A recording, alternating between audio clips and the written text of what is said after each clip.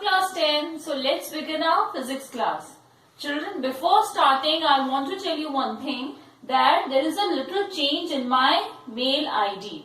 Now my email ID is dvpsjori1989physics7to10@gmail.com. Earlier it was 8 to 10. Now it has changed to 7 to 10. So from now onwards you will send your assignments in this mail only. Okay.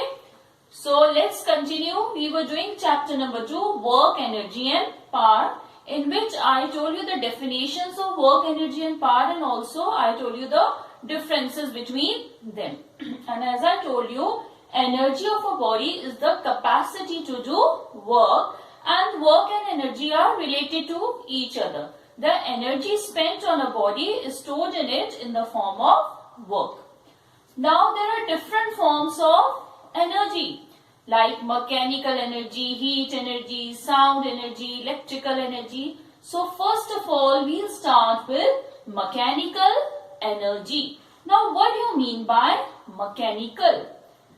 The energy possessed by a body when it is in the state of rest or state of motion, that is called mechanical energy.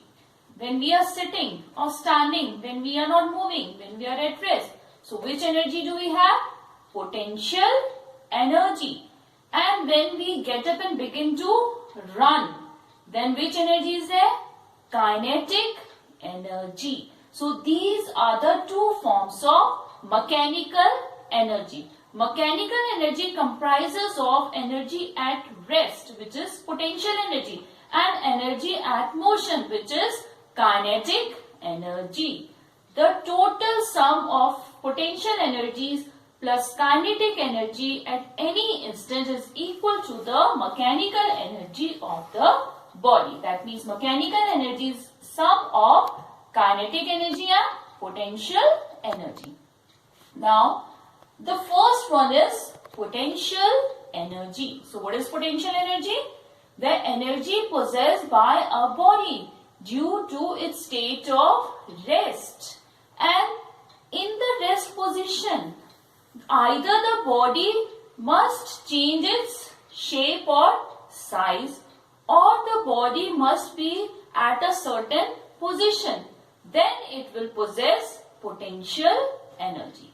So the energy possessed by a body due to its change in position or change in its size or shape, that is called as potential energy. Because energy is stored in a body whenever we do work on it. Either we raise the body to some height, we move it to a distance, then only work will be done on it by a force, and then it will be stored in it in the form of energy. When we are changing the position of a body, suppose this is a brick and there is a glass plate lying here on the table. If the brick is kept on this table, glass table, it will cause no harm on it. Now, if I raise this brick up, if I pick it up, raise it at a certain height and then I throw it, then it may crack this glass plate. So what has happened to this brick? It is the same brick.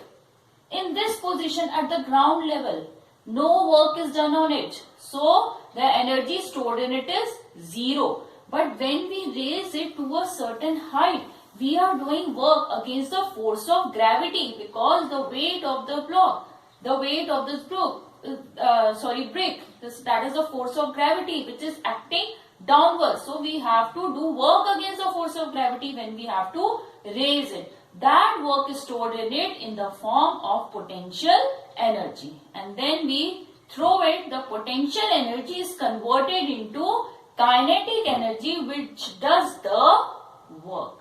So the mechanical energy comprises of potential plus kinetic, and potential is also of two types. One is due to its position and the other is the change in size and shape of the body. Like when we compress a spring, then that energy is also called potential energy, but it is due to its change in its size and shape. So First of all, we take the gravitational potential energy. Now, from the word gravity, what does you know? Everybody knows that the earth exerts a force of attraction on each body towards its center, and that force of attraction is called as force of gravity. So, due to this force of gravity, there is some energy stored in the body, and that energy is called as gravitational potential energy. So the energy possessed by a body due to its force of attraction by the earth is known as gravitational potential energy. Suppose this is earth and this is a body of mass m. So this body of mass m is attracted towards the center of the earth. Suppose it is at a height from the surface of the earth. Then due to this force of gravity, the energy stored in it is known as gravitational potential energy. Now suppose the body is at an infinite distance. Infinity. It is located at infinity, means very far away from the earth. Then the force of attraction becomes zero. You know why? Because the force of attraction between two bodies is given by F equals to G M upon R square. Suppose this is the mass of the one body. Suppose this is the mass of the earth and this is the mass of the body.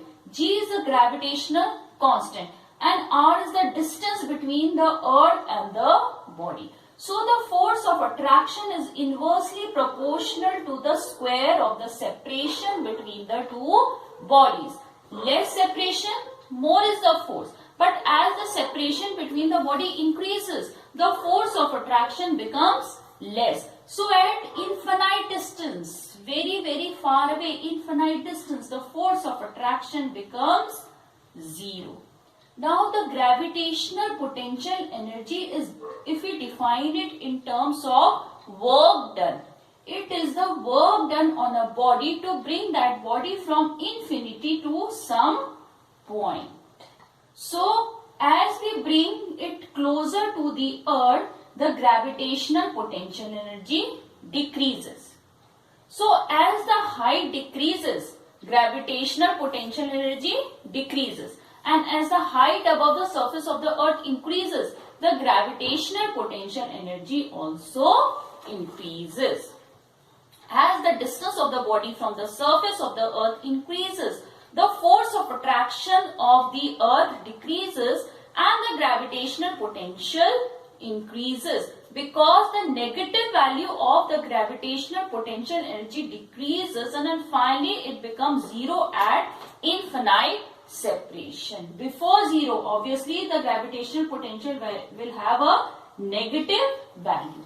As the distance will increase, the negative value will increase and finally it will become zero at infinite separation. Okay. So what do you mean by gravitational potential energy? The energy possessed due to the force of gravity of the earth. That is known as gravitational potential energy. Now second is the elastic potential energy.